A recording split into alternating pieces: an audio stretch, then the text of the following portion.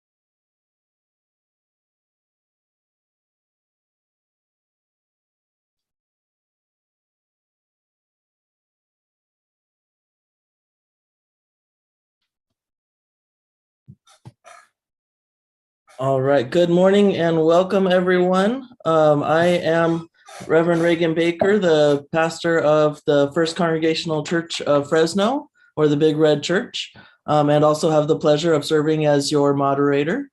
We will be getting started here just in a second. I just want to make sure everybody who is, that we give people just another minute here to get logged in. And then I will be introducing our facilitator so that we can get started. You are in the correct place for our discernment sessions. First, we'll be starting with our first session on our the proposed budget and bylaw change. These are two separate business items, but we're presenting them in the same discernment session since they are so related to each other. And this session will go until 10:25 a.m. We'll have a 10-minute break, bio break, and then we will begin our second session on our proposed range of light resolution coming from the Sequoia Association. So just one more minute here, and I will be introducing our facilitator for the morning, or for the first half of the morning.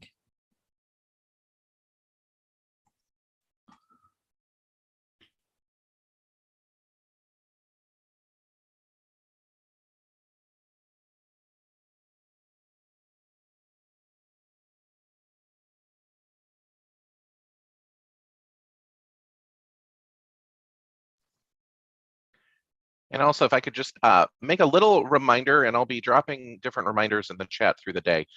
We are live streaming on YouTube for guests.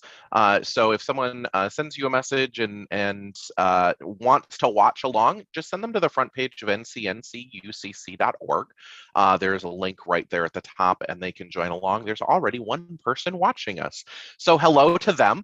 And then, of course, as should have received an alert that we are live streaming, that is why. So just so you know about that.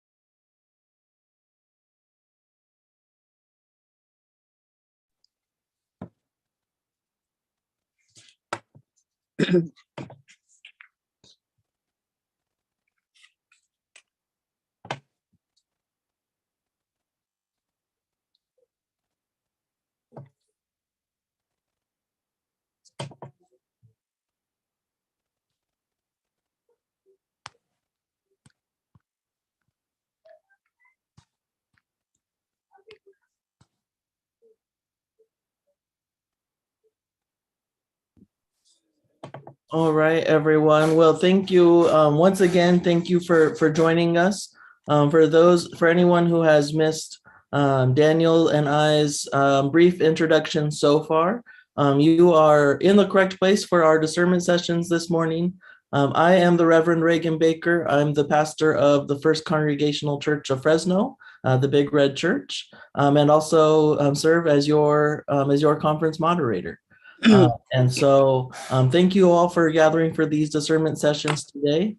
We have two discernment sessions this morning. First one that deals with two business matters, on our proposed budget for next year and a proposed bylaw change. Again, two separate items of business that will be voted on separately. Just since they are so related to each other, we are including in the same discernment session. But to begin that and go more fully into that, I will introduce our facilitator, Epi, in just 1 second. I do just want to note we are live streaming this. There is a link that you're able to live stream and see from on the website. And then we will also be using the recording of this live stream in order to develop some frequently asked questions and other materials that will help us, that we'll post on the website in advance of annual gathering, and that will serve us in our discussion and our discernment and deliberation at annual gathering itself. And so thank you everyone for being here and for participating. And with just one further thing to do, let me just offer a brief prayer to center us and our time together this morning. And then I will bring Epi on. So if you would all just join with me in a spirit and moment of prayer. Holy God, this morning we come from all over this conference, and as well as from the heights and depths of our own human emotions, from the joys and celebrations of Pride and Pride weekends, as well as the griefs and losses that still linger to so much hate and violence. God, here we are in the middle of all of this and trying to follow you into the future that you are creating, not just for us, but a just world for all of your people. May we hear your spirit in our discernment this morning, and may we have the courage to hear and to follow you. In your holy name we pray. Amen. So one last reminder, well, not one last, we will keep reminding if we need to. As you come on, please make sure that your name that you're registered for at annual gathering is the name that we can see on your Zoom screen, just so that we know who we are, talking to. Please also know that we will be using the raise hand feature in order to for those who wish to be called upon to participate in the discussion, to either raise a question or make a comment. And then just to note that the chat is visible to everyone, and we will be to ask questions and make comments. It is most helpful to raise your hand, but we will also be trying to provide links and materials and resources in the chat as well. So let me introduce Epi and Cabo, who is our facilitator this morning, who will give us an outlay of our time this morning and introduce our presenters. So without further ado, please welcome Epi. Thank you, Reverend Moderator Reagan.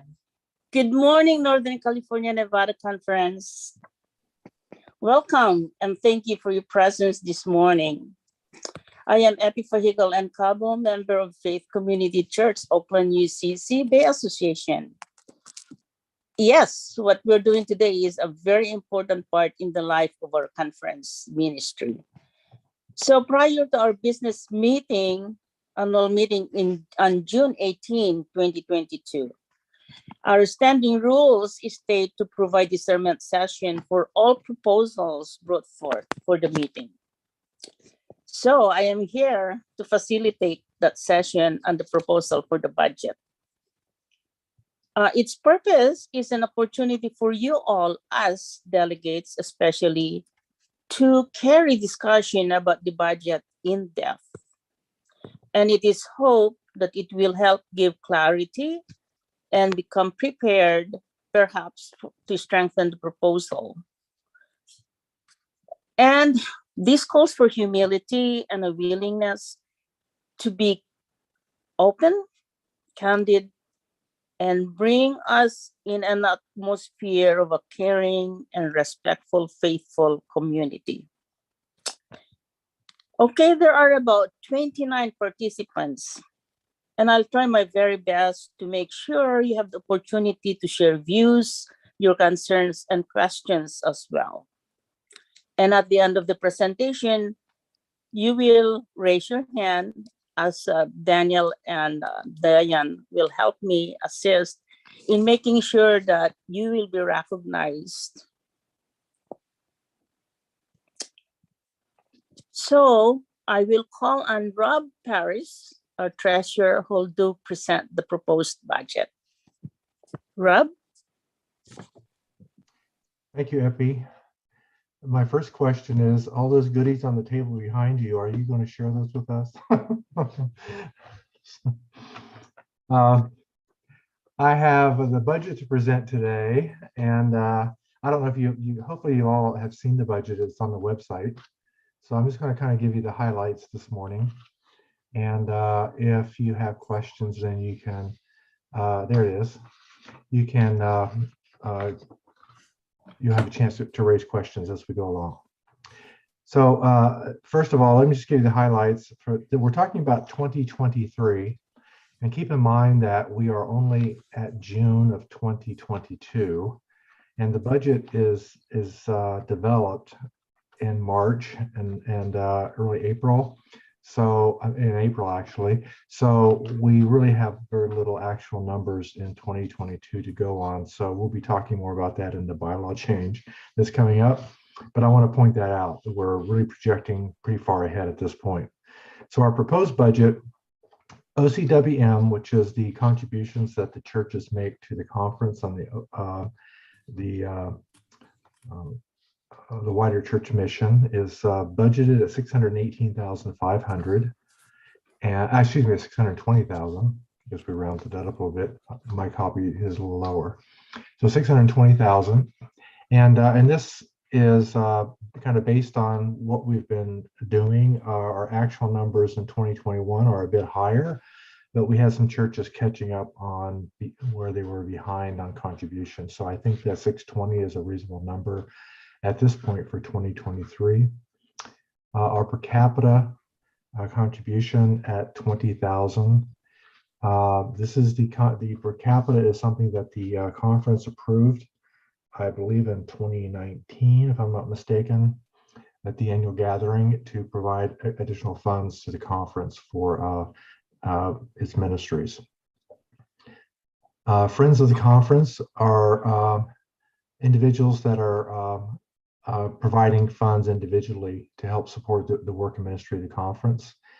And this number is just based on what our experience has been, mostly from 2021 at this point, and assuming that it will stay similar. I missed the grant, sorry. We got the grant here for 10,000. And this is described as the Brown Endowment. And this comes, I believe, and Diane, you can correct me if I'm wrong, but I think this comes from oh, I just lost my train of thought. It's from United Church Funds. There we go. Yeah. United Church Funds. Thank you. That's what I was trying to get to. This is a grant from United Church Funds that comes to the conference applies for when it comes to the conference, and we'll talk where that's going to go in a few moments. The $150,000 is from the NCNC UCC Endowment Fund, and just to clarify, in case you're not aware of that fund, the money in this fund comes mostly from the sale of Camp Kaz, and it also comes from funds that was in the former Church and Clergy Fund that's been combined into a single endowment. And so this $150K is a grant from that fund that will be used by the conference if this budget's approved. It's similar to what we did in 2022. And the 10,000, which is interest and dividend income that's earned outside of that endowment. So we have $835,000 total income projected and proposed on our budget. Out of that, we give to the wider church support and which goes to our national conference, and the association support that goes to our local associations. 10% to the wider church support, 2% to the association support. So that's $74,400. Then under personnel, we have salaries and wages. $394,286. The workers' compensation, health insurance, payroll taxes, and pension contributions. Professional development is a separate item that's personnel related of $2,500. The wages and salaries and wages are for our conference minister, our 2 ACMs, and our the administrator we have at the conference. The increase here over 2022 has been projected at a 4.5% COLA increase. And that, as you may realize, is well below current inflation, but it is a little bit above what the average COLA has been, the changes in cost of living between 2022 and 2021 and 2022, as of, I think, March. So we're just proposing a 4.5% COLA for this year for our staff and ministers. So $552,430 total personnel cost. Professional fees, background checks, which are now going to be required in 2023, $2,500. We have $3,000 in legal fees. The legal fees, there's no specific cost there designated, but we tend to run into legal fees every year. So this is sort of a standard budgeted item that we have in our budget. Accounting and audit support. This includes the financial audit that we go through, as well as the financial statement and bookkeeping work that's being done by Halpert and Ellis Bookkeeping. And other professional services is there for any other types of consulting or other work that might need to be engaged during the year. Again, kind of a standard budgeted item we have in the budget. Meetings and travel, total 39,370. This is pretty much based on 2019 because in 2020 and 2021 due to COVID and so forth, there was not a lot of travel being done. So we're kind of going back, expecting to go back to kind of the normal travel and expenses for our conference minister and our ACMs for the 2023 year. So that's where these numbers are coming from.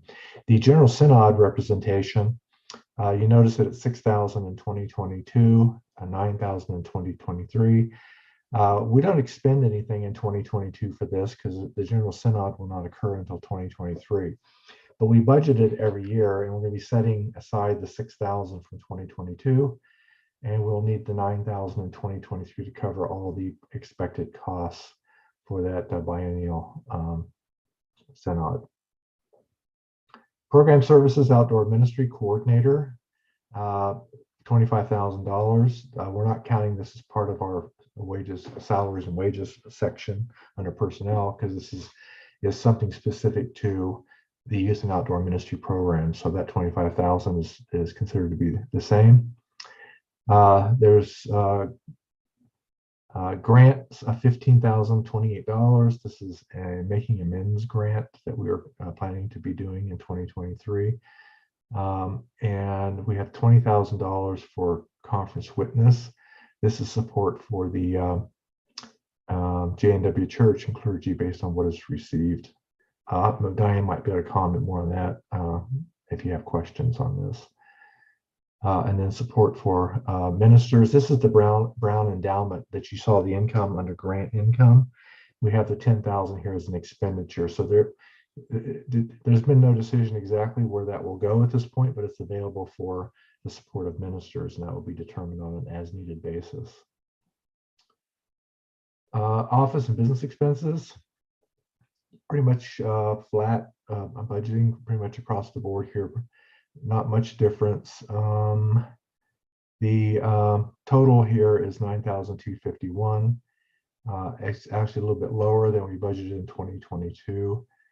We are expecting some decrease in the payroll service fees and also in the printing and copying area and so forth. Kind of minor differences here, but some small reduction. Occupancy, our rent will go up to 26,400. Phone, internet, equipment purchases and lease. We don't have any budgeted here, but I'll talk about that in a moment. Repairs and maintenance that we budget pretty flat at $300. We have this depreciation line item, and really that probably should be up under equipment purchase and lease line. The reason we budget this $2,400 every year is to provide some funds that would be available for unexpected necessary replacements of office equipment and furniture, computers, etc. During the year. There's no specific designation for how this will be used. It's an allowance that covers historically what we tend to find as far as upgrading software and etc. So that's where that number is being used for. Insurance, pretty much the same. 17,300. So our total expenses 835,000, which pretty much is matching actually the projected income for the year. So that covers the projected budget for 2023. And so I think now at this point we can be open for questions. Okay, I will entertain any questions or clarifications or any ideas. Jay Perini has his hand raised. Okay, Jay. Yes, I wondered was it J and W? Are you on mute? No. What that was, the J and W, you went by it. It was so difficult for me to find out how to raise my hand. I lost track of the thing. And by the way, the far left column, which had the name of each part of the budget, was not visible. And I also want to clarify the budget is for calendar year 2023. But anyway, the question was getting near the end, J and W or J and That's Justice and Witness. Justice and Witness. Right, I right. think somebody said that was going to be explained. Oh, I believe, Rob, is that the 25,000 amends?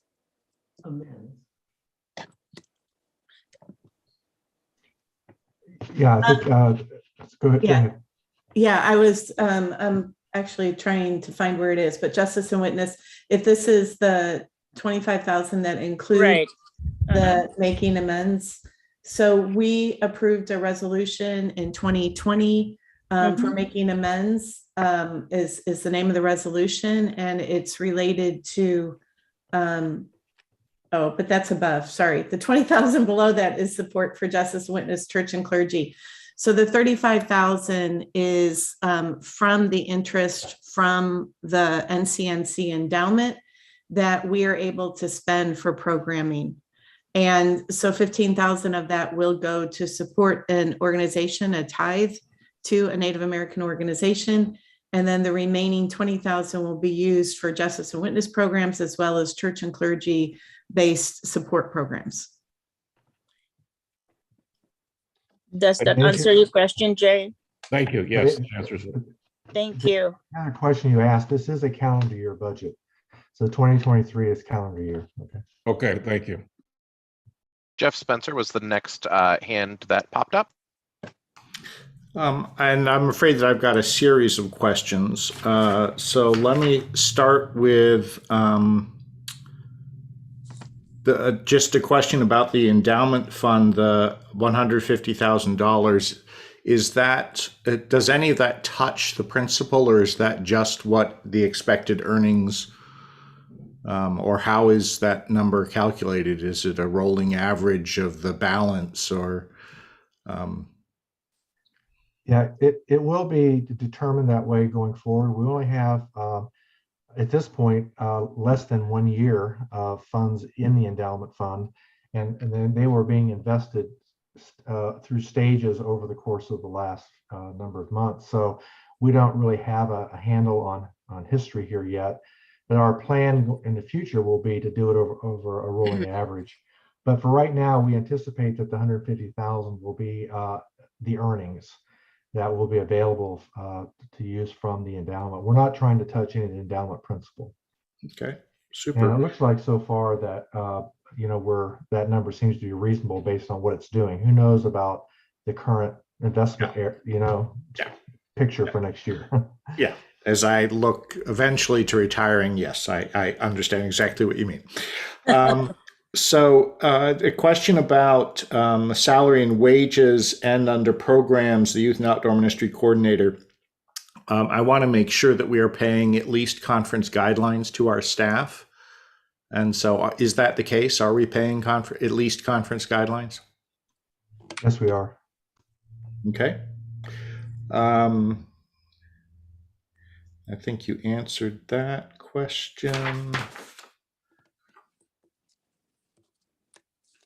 Yeah, the other comment that I've got is just under depreciation, which thank you for explaining that it's not really depreciation, it's about replacing equipment. I just point out that $2,400 replaces a computer. And so that really is not very much money in this day and age to have for that. I agree with you. But fortunately, we haven't had to do a whole lot of replacement. So we're just keeping our fingers crossed right now. That's good. We actually lucked out because I think 2 computers were replaced during pandemic when we had lower cost because we were all in our homes and using our computers more. So there's a good thing about pandemic, right? Any other questions? Barbara Peranto was the next hand to be raised. Okay, Barbara. What's your question? Okay, so yeah, I had to unmute myself. So I'm curious on the professional fees, what the background checks are for, and why it was $700 and now it's $2,500. So who is that for? Who are we background checking? Okay, Diane. Rob, would you like me to take that one? Yes, please. Yes, Diane, could you? So the California legislature passed this bill called AB 506, And as a result of that, and because we have a camping program, the Northern California Nevada Conference is deemed a youth service organization. And that means every volunteer who volunteers more than 32 hours a year is required to be live scanned. So we needed to up our background check because we were doing Presidium background checks for all of our volunteers, and we had finally gotten that rolling and everybody was complying. And now we need to switch to live scan, which is at least twice as much as Presidium background checks. And we need to make sure that every single person, as well as every camp staff and any other volunteer who works more than 32 hours is live scanned. Thank you. Thank you. Yeah, this is a very safe policy, Barbara, for us to, it's a mandate. Oh, indeed. Indeed. Yeah. Arlene Naring was the next to Hello, have. Arlene. Go ahead, please. Good morning, Epi and everyone. Good morning. So I have, I think, 3 questions. One is, I appreciated Rob's explanation of the endowment situation, the 150,000. I know that there were lots of concerns at the time of the consideration of the sale of the camp, that the proceeds from the camp be used to benefit youth and youth ministries, and you know, try to keep alive the mission of Cazadero and so forth.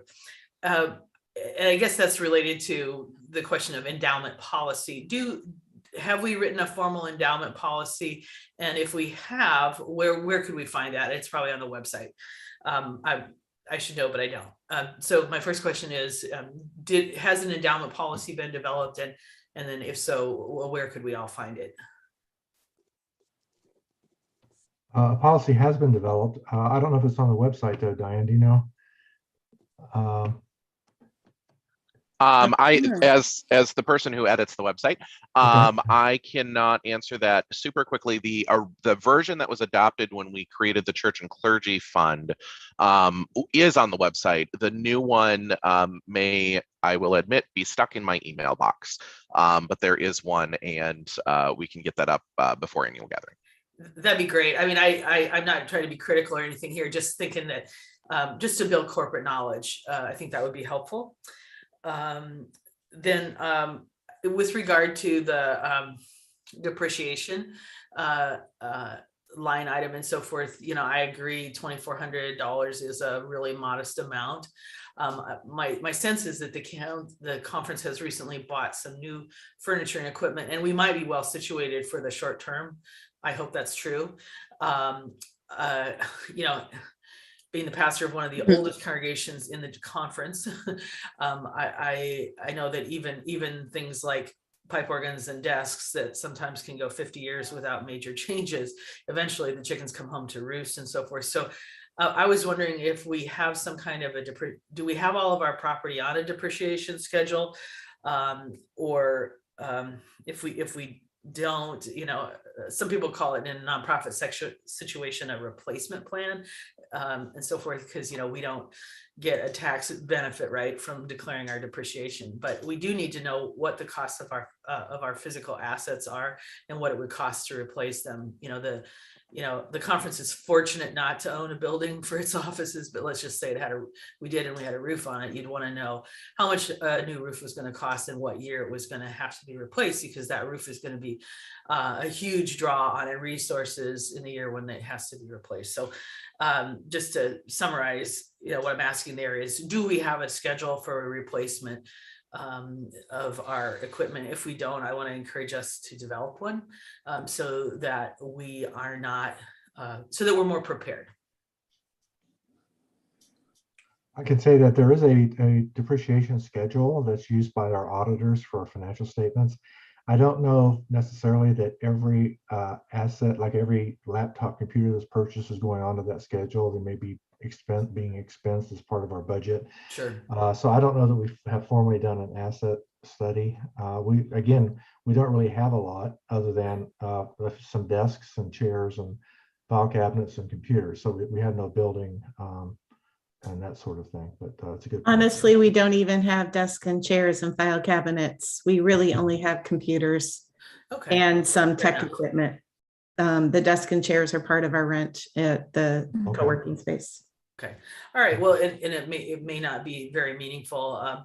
If we did, I think, the thing to do is to set a, set an amount.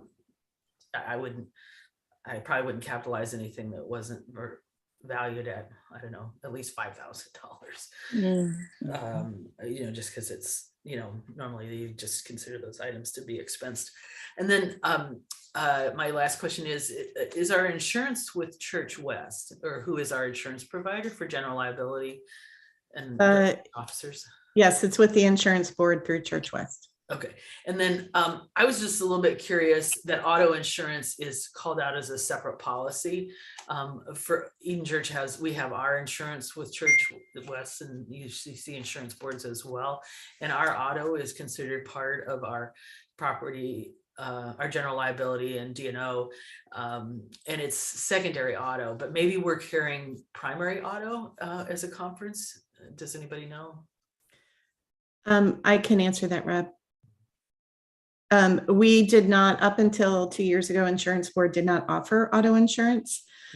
Church West did it through another organization, and we found out that State Farm was actually cheaper than what they were offering. I think it was last year, insurance board contracted with Highland, and so we switched all 4 of the conference vehicles over to insurance board to Highland, which was a separate policy.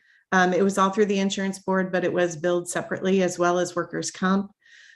We no longer have conference vehicles. We've gone back to paying mileage. And so the 2 remaining vehicles are actually Camp TAM related vehicles. Okay, got it. Okay, yeah, we definitely need to carry it if we own vehicles. I didn't realize we still own vehicles. Understood. Yeah, and just for savings. Yeah, just one note, the camp vehicles, although it's listed as a separate line item, because at one point it included the conference vehicles, we do put that into the budget for Camp TAM, and we do expect to set our fees that will cover the auto and the vehicle insurance as well. Okay, great. Thank you very much. Appreciate the answers.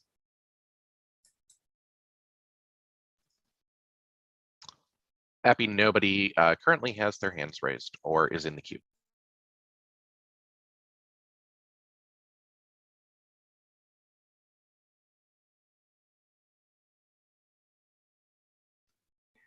Let's make one comment before I'm off the budget side. Rob. I'm sorry. I just want to make one comment before we move off the budget. Is I did wanted to say out to Jeff Spencer, I do appreciate, Jeff, that you sent me your questions ahead of time. It gave me an opportunity to be prepared to answer you today. So, and I would encourage that with anyone that has significant questions related to the budget items and these discernments. It's really helpful if you kind of give us a heads up as opposed to broadsiding us in the middle of this type of a presentation, so that we have a chance to give you a good complete answer. Thank you. Okay, thank you very much for sharing your questions, your concerns. We will go on to the next presentation about the bylaw change, and we will have another few minutes if you come up with other questions for both. So I would like to get Barbara. Barb? I'm here. Can you hear me? Yes, I can hear you. Yeah, Barb is going to present the bylaw change, which is connected with the budget. Thank you. Okay. Go ahead, Barb. Thank you, Epi. Hello, everyone. I'm Barb Colliander, a member of Grace Community Church in North Fork, California. And it's a part of the Sequoia Association. I also serve on the conference council and am a member of the Finance and Business Committee for the conference. A couple background pieces first. Okay, and you can scroll to the changes if you want, but we'll come to that. Okay. First, I think we've already established that our fiscal year is January through December. I'm not sure if there was some confusion on that, but prior to that, the fiscal year was July through June. And we switched to the January to December fiscal year several years ago because it matched most of the fiscal years for our NCNC churches. And kind of a side benefit was that it allowed for the summer program to be included intact. We'd get the income in the spring versus the expenses during the summer, and they'd be all in the same year. So we switched to the January to December. However, we continued to approve the annual budget at the June annual gathering. As a result, we had to develop the budget in March and April and approve the next calendar year's budget in June.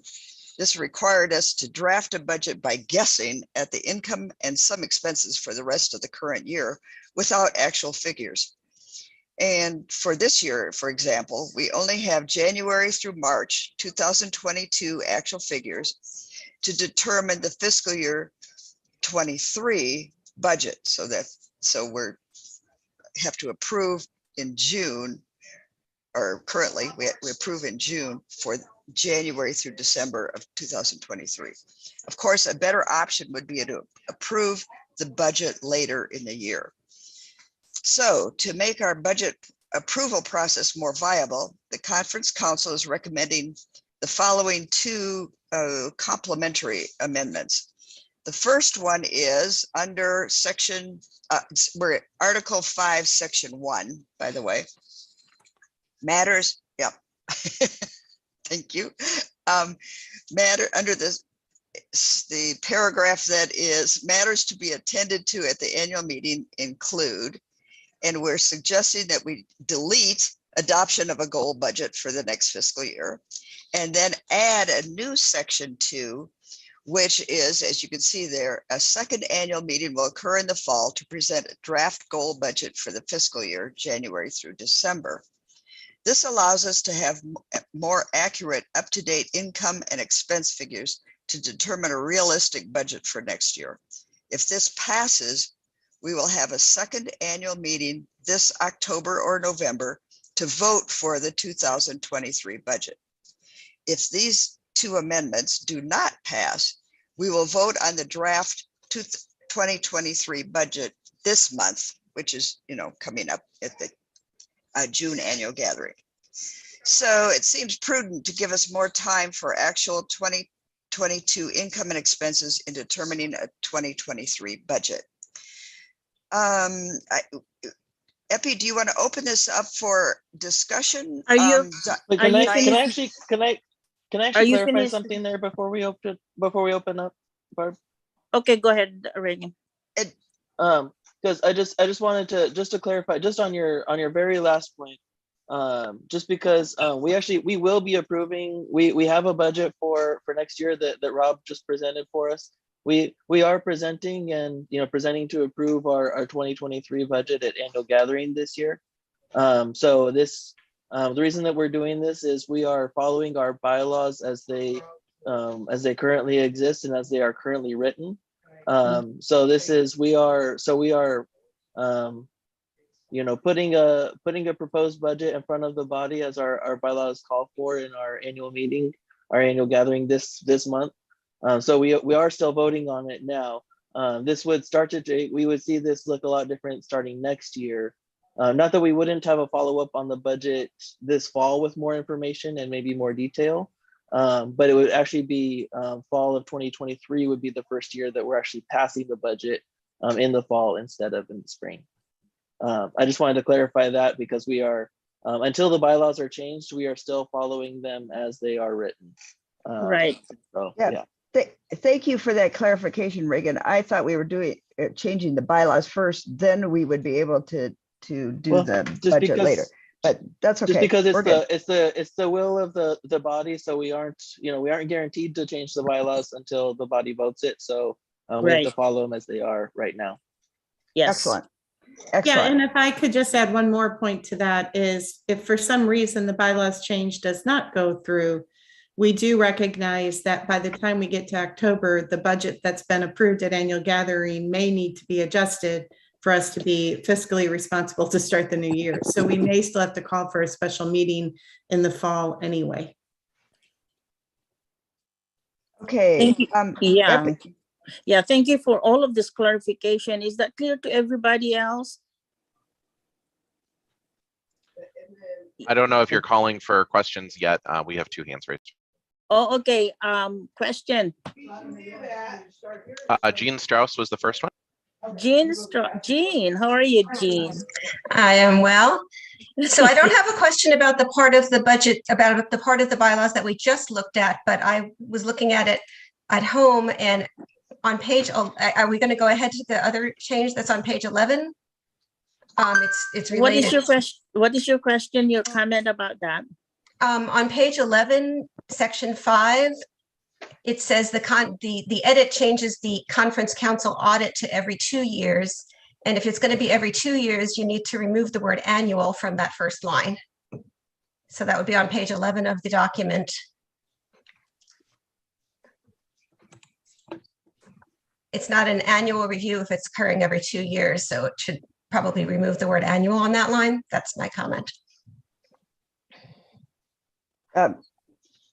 May I comment on that, Epi? Yeah, Barbara. Okay, go the ahead. annual isn't it? The audit would be, maybe we should discuss this too. I've got a couple comments about this, but I would say that it's going to simply be a 1 year, which would be an annual audit, okay? But we'd have that audit every 2 years. So every other year, there would be no annual audit, okay? Is that messing it up too much? Jean? It's a little confusing in the way it's worded. So you're only going to audit it every other year. It just seems like an annual review is a review that occurs every year. So you might want to clarify the wording on that.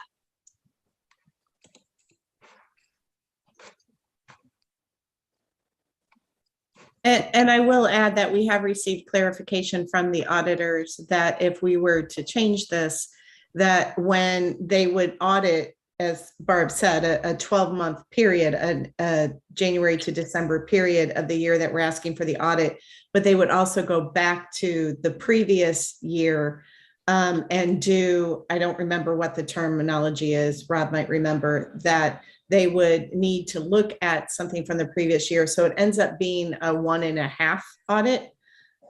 So it does save us money and it does, but it also makes sure that the year that was not audited is still reviewed in some way. I can add to that. What the auditors have to do if they don't audit every year is when they audit a single year where the prior year has not been audited, they're required to audit the beginning balance sheet. So they go back and they audit and verify that the beginning balances for the year under audit are properly stated, because they would affect the statement of functional expenses if there was some errors or problems with that beginning balance sheet. So that's the extra work that has to be done. And that's why we're not saving the full audit fee for the year we're not auditing. Okay. There's also a comment from Mary Liz about it's a confusing comment about 2 annual meetings.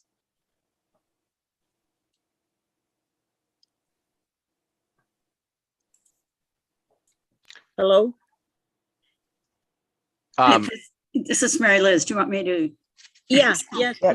I'm sorry.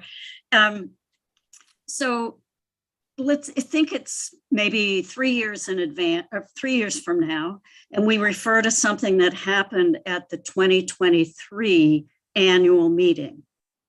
Are you going to say which of the 2 annual meetings it was?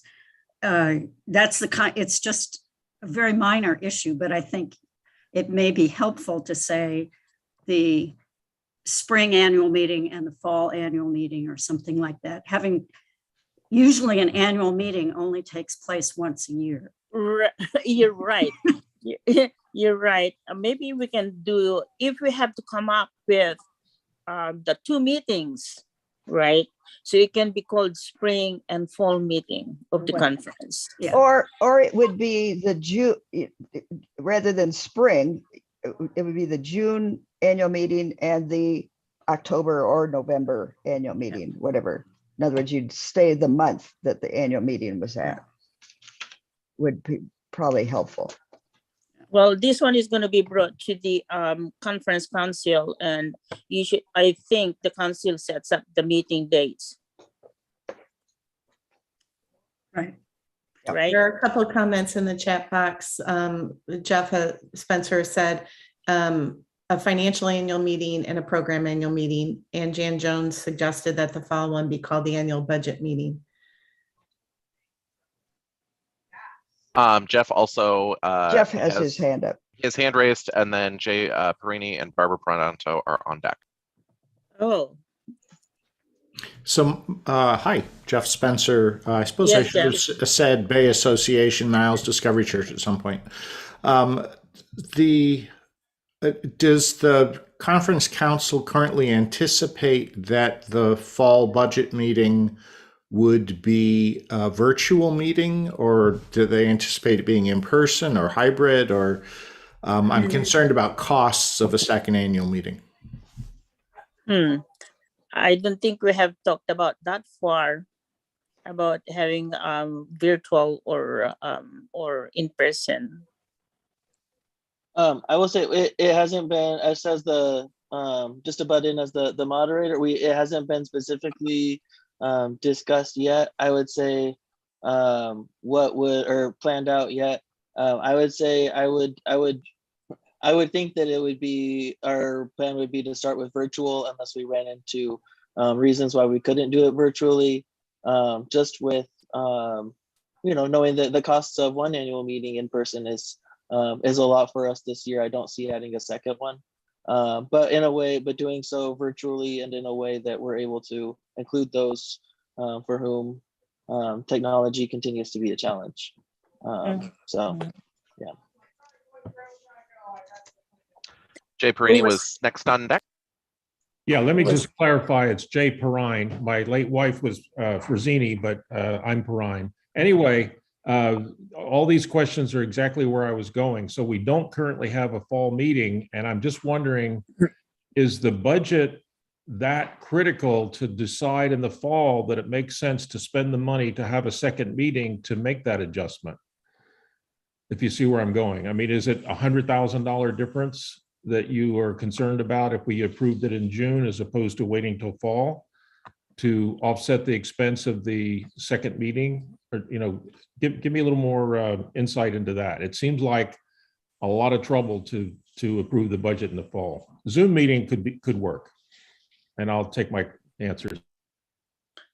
Okay, Rob, can you answer that since you know more of the givings of the previous months or last year as well? Thank you. Yeah, I can't necessarily quantify as to how big the differences might be. What I do know is that we are on a shoestring budget in the conference. And as you know, for a number of years, the conference ran at a budget deficit until we ran out of reserves. And now we struggle to have a balanced budget every year. So small, $10,000, $20,000 difference in the budget expenditures can be significant to our budget because we have to find where's that money going to come from. So that's kind of the reason we want to do it in the fall. Hopefully a virtual meeting may not be that costly. I'll let maybe Diane address that part. I don't think we're planning on meeting in person. I agree with Reagan on that. I think the idea was a virtual meeting where we just gather like we are today, go over the budget and have it approved for the next year. That's my thought. Yeah, And there, as a member, there's a Diane? As a member of the conference, I've always envisioned this being a virtual meeting, which would not have any costs. It would just make sure that our budget, that we were using financial figures for as many months as possible the previous year to create a budget. Getting everyone together for a budget meeting for an hour, I'm not even sure we could get quorum if we tried to do it in person, to be honest.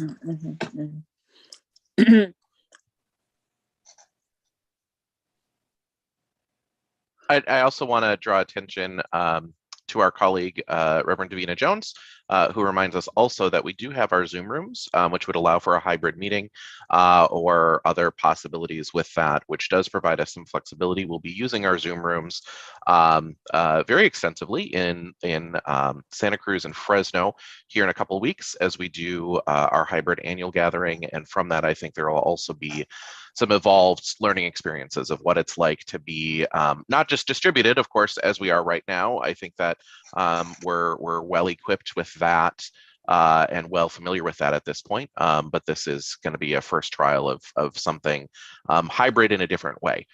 So Davina draws our attention to that. Well, usually towards the end of the year, like September, October, more or less, Diane and Rob know what has been the giving offering of all of the churches, or to meet our OCWM, let's say. And then the conference council can call a special meeting if we have not met, or the churches have not met, whatever we have budgeted for. So it can be, I agree with the Zoom meeting, which is not expensive as in person. Barbara Peranto and then Stephanie Spencer have their hands up. Okay, go ahead. Okay, thank you. I'm still stuck on Jean Strauss's question about an annual review of the corporate's financial records, and then you want to change that review to every 2 years. That by definition it wouldn't be an annual review. It would be like a biannual review. So maybe we should change that annual review to like biannual. If I understand Jean's question, at least that's what her question raised in my mind. That annual review doesn't define every 2-year review. Does that make sense? Yes. I think the answer that we tried to combat was the annual there refers to the fact that it's a 12-month period that they are actually reviewing. They are not reviewing all 24 months in the same depth. They are it's a 12-month period that they are reviewing. However, that does also include, as Rob said, that beginning balance sheet that does reach back into the previous year, so that it makes sure that so that we verify the amounts and the account balances on as we start that year too. But the reason it's called an annual review is because it is a 12-month period that the auditors are actually reviewing and looking at. So if it were called a biannual review, it would be a 20. So if it were called a biannual review, it would be a 24-month period that they were reviewing. But it's happening once every 2 years, but it is still a 12-month period that they are reviewing. Okay. You might even want to put 12-month instead of annual. Just the way the adjective is placed, anyone reading it would make that mistake.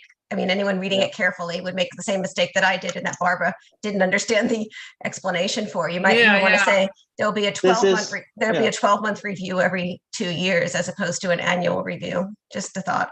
I like that.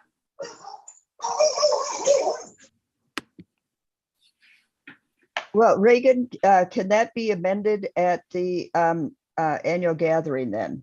Because the annual review, that's already in the bylaws. And all we did was add language and then take the rest out, add language the once every 2 years that covers the most recent fiscal year. If there's additional amendments to the suggested change, those need to be raised as an amendment at annual gathering when we bring it up to business session. So I would encourage those, Jean or Barbara, to be prepared to make that amendment. Okay. All right. Stephanie Spencer is on deck with hand raised. Stephanie. Hi. Thank you. Oops. We're a 2-device family right now in the same room, so we're just trying to avoid the echo. I just have 2 quick questions for the audit. Just want to make sure that it doesn't have any implications if I understand that it's costly and that makes sense in a way to only do an audit every other year. And I understand it goes back essentially 18 months, which is good, but I just want to be sure that that doesn't have any impact on our either nonprofit status or potentially our ability, if we were to apply for grants from foundations or something like that for particular programs. This might be something we might do in the future. That the fact that we didn't audit every year, could that potentially have any effect?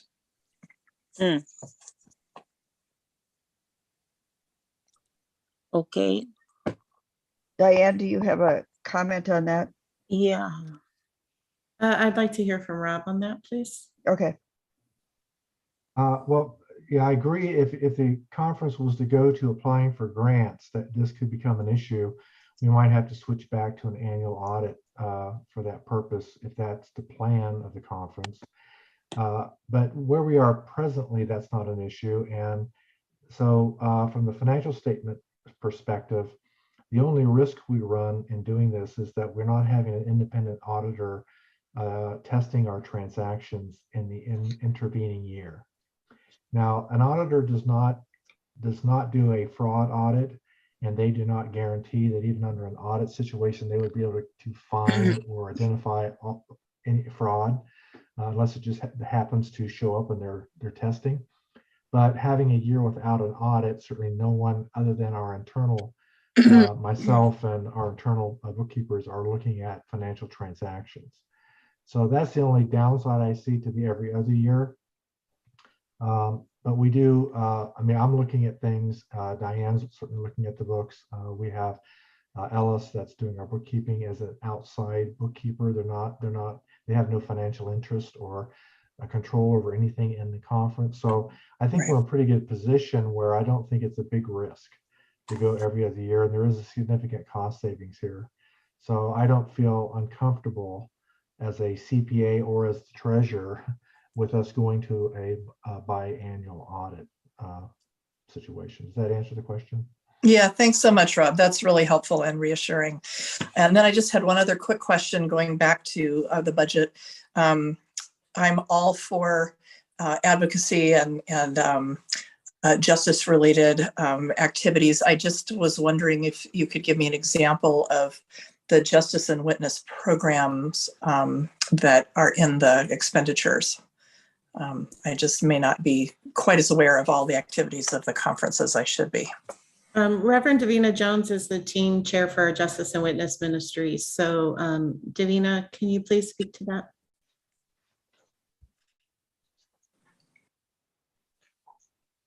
Davina, are you here? Did she step away? No, I'm here. I'm here. I'm just trying to get everything to work. It doesn't matter how long we do these Zooms. It's getting off mute is always a challenge. Well, and you can't see everyone when you've got spotlights going. Stephanie, what was your question? I'm sorry, I didn't hear it clearly. That's okay. So I'm all for advocacy and justice related programs. And I was just wondering, since it's a line item in the budget, if you could give me an example of the kind of programming that would support. It supports all of the different training that we try to provide at the conference, which often means that we pay for we pay for the facilitators to lead those trainings. We have some when there's justice issues that we could support throughout our conference. If I'm trying to think of something off the top of my head. Put down the guns. Yeah, Put Down the Guns, which is one of the events that we support in Richmond, California, where weekly young children hear gunshots, or many people in their family have been murdered from gun violence. And so there's an opportunity once a year where they have a day where they put the guns down. And there's police presence for safety, and we provide books and opportunities for kids to be kids by riding their bikes and scooters and interacting with one another. Sometimes it's the only meal that they get, so they get a nice hot meal on that day. So those are different things. Thank you. That makes a lot of sense, and definitely support all of those kind of activities, and a lot of really simple expenses that some people might take for granted are really important to allow everyone to be able to participate. So yeah, that sounds great. Thank you. That's all I have. Thank you. Well, thank you so much for your questions and more clarification. Are there any other folks that want to bring up any ideas, concerns? We are on time. Actually, it's 10:03. So what I can do is sort of share go back what you have been sharing about on the budget. So it doesn't look like, it looks like we are approving the budget. We're going forward, right? I've noted some of the things that have been brought out into the discussions and background checks. Yes, it's a mandate and that's very important for us to do. And we are okay. We are on deck for the guideline for the salary. And thank you for bringing that out. And I think we need to look into the endowment policy. This is for Daniel, right? To make sure it's going to be on the website. Yes, Daniel said that he will. Yeah, okay. It's on the website. All right, thank you. And maybe consider, although we do not have that much asset in terms of furniture, but just the computer, maybe consider putting a budget item in terms of replacement. I don't know if before it probably just a matter of 5,000 in terms, that's not much. And for the bylaw change, definitely we'll delete the section 1 and article 5 and talked about the 2 meetings every year. Maybe there was a suggestion of striking the annual instead of sort of special meetings, financial meeting and program meeting. I don't know, we'll see how it can be termed. And there was discussion about possibility of maybe it might affect our financial or our status if we do ask for a grant, if we have the every 2 year, but according to Rob, he thinks we are safe in that, right? Yeah, I think so. Unless the conference decides to start soliciting for grant money, where we're going to be required to provide audited financials, we may have to change at a later date. But for right now, we're not doing that. So. And I think just to add to it, one of the reasons that we are even proposing this is last year and this year, we've been undergoing a very thorough look. We've had an outside organization that has been looking at every single transaction in our books and getting everything set up for us in QuickBooks, because we have changed companies that have been doing our financial reporting.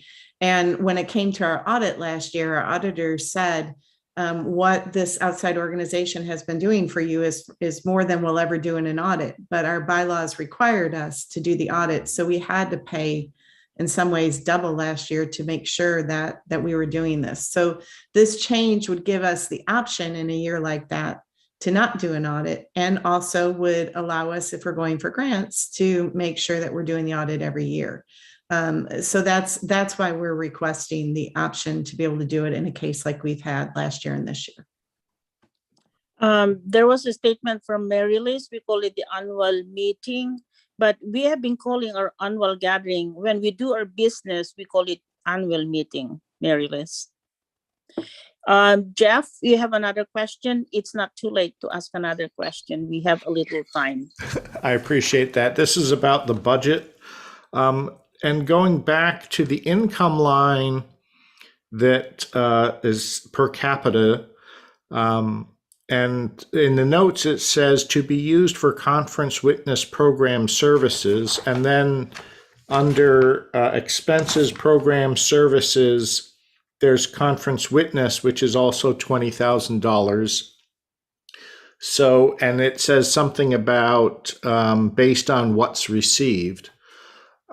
So is my understanding that if this budget is passed as presented, the actual amount of money that would be available for justice and witness ministries of the conference would be dependent on the amount of per capita dues received? And that in essence, those two lines sort of become their own mini budget. Rob, Diane, will you answer Well, that, please? Rob was not actually at the council meeting when this was discussed. Yes, we have, and I believe it was 2018, the conference at the annual meeting approved a per capita line item to, at that time, it was to support our outdoor ministries. We have never received more than $6,000, and it's been more like $1,000 or $2,000. So when we were talking about, especially with what are the programs that are most needed right now in the conference, and we identified those which are listed there, we said that we want to make a case as to why this is the per capita line item, and we're inviting churches to support this. We also are realistic that if we do not receive that budgeted amount, then to be able to use that money just puts us in a budget deficit. So this was an attempt to be responsible in the way that we are inviting churches once again to join us in the per capita giving. I think it'll be, if the budget is passed with that as part of it, I think it will be vital for the conference to say and say again and say a third time and a fourth time that money for per capita is going to be used for justice and witness ministries this year. And if we don't get it, we don't spend it, to get churches to pay, to contribute that per capita money. The communication around that is going to be vital and is going to need to be repeated. And I'll say it again. I think we need to say it several times because I think it needs to be repeated and repeated. I'll stop now. I hear you. And I will say that that was the attempt we've been making every year for that per capita line item. And now there will be a different narrative that goes with it, assuming this budget is passed. And we will count on all the members of the conference to repeat it. So we could possibly have 13,000 people repeating it. And I appreciate your commitment, Jeff, to help us tell the story. Well, thank you, Jeff, for helping out. Definitely need your voice, and we need more voices around. Stephanie said, especially since churches have internal budget processes at different times of the year. Okay. All right. Any more questions? Any more ideas? And I think we're going to have our budget proposal be sent to the annual meeting. Yes?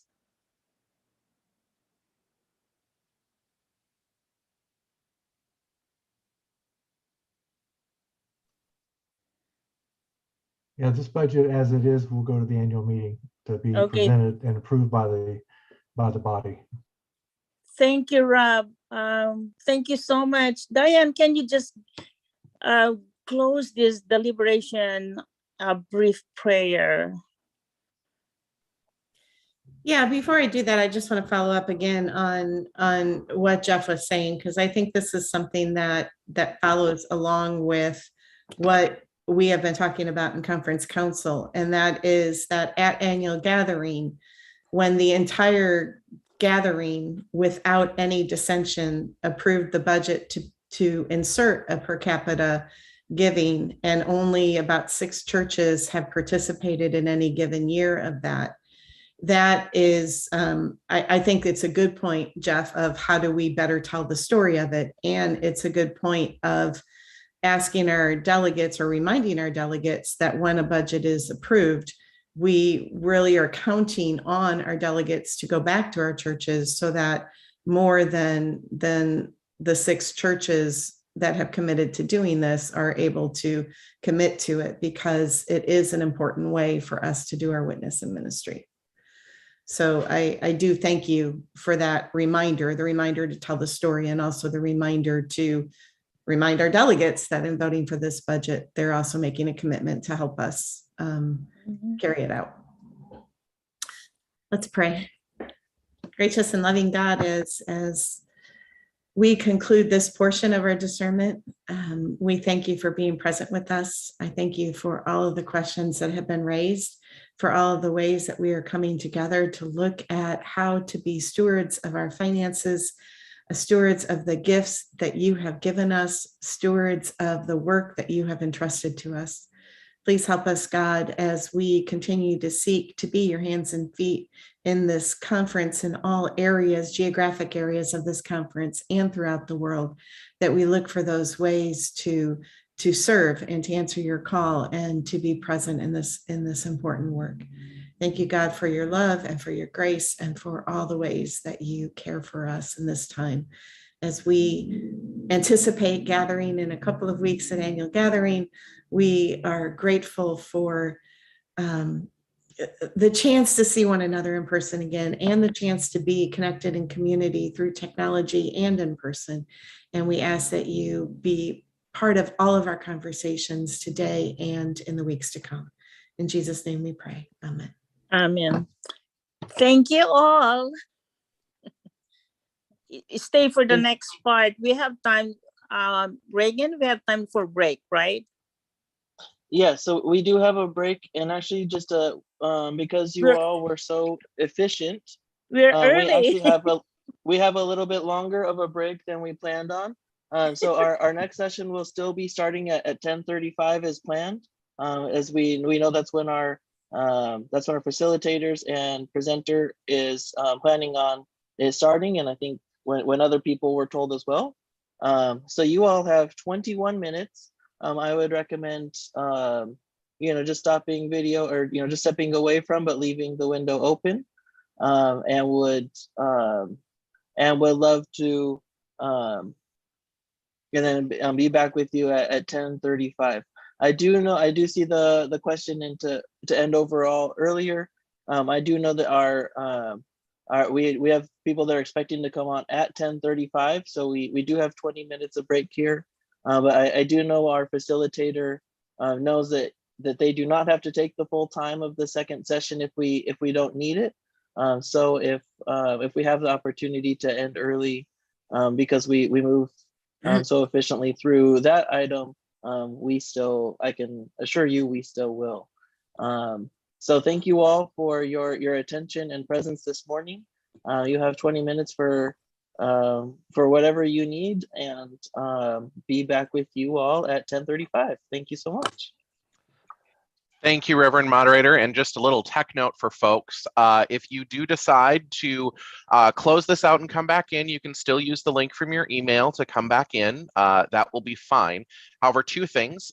For security purposes, we're going to be turning off the ability for you to unmute yourself during our break, just because we don't want any embarrassing moments or threatening moments coming up in the meeting while we're away. So that will be turned off while we're away, but we'll be back and things will be turned back on and functioning at 10:30. Thanks.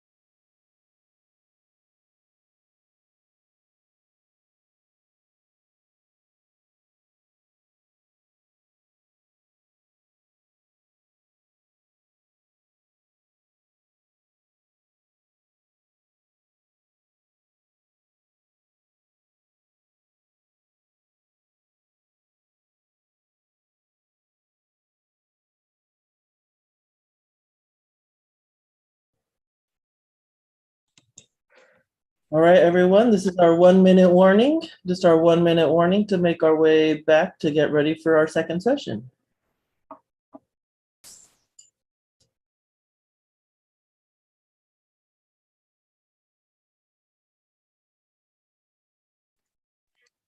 And as folks come back, just a little technical reminders here on the back end. If you are rejoining us, nothing has changed. If you are joining us for the first time here at the midpoint, welcome. Please edit your name on Zoom. That is your true real name. You may add pronouns if you wish, but it helps us to know who it is that's in the room as we're calling on folks. When we do get to the time of discussion, we use the raise hand function. If you're not familiar with that, that's down in the reactions button towards the bottom of your screen. If you hit reactions, there will be a button called the raised hand. That'll be the indicator to me and Diane as the Zoom hosts to help the facilitators out in calling on people for questions. The chat is available. It's seen by everyone. So please make good chat decisions as you are using that. We will try to capture those comments and bring them up into the full room as we see them as well. We are live streaming on the website, so if there's other folks who you know of that would like to watch as we do this, they may do that. Just point them to ncncucc.org. Right on the front page, there's a link. The people who are on live stream can't see our chat. So if you happen to be trying to call out and say hello to them, just know that they can't see it. And we will be dropping in other links in the chat as we go through to help you follow along. But that email that you received with the link to this meeting is a great place to be able to connect that.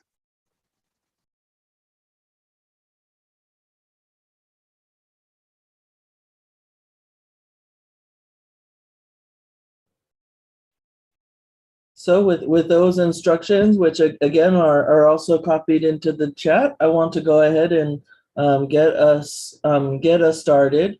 I do want to note, so if you are here for our second discernment session, this time for the proposed resolution on the proposed range of light resolution that is coming to annual gathering from the Sequoia Association.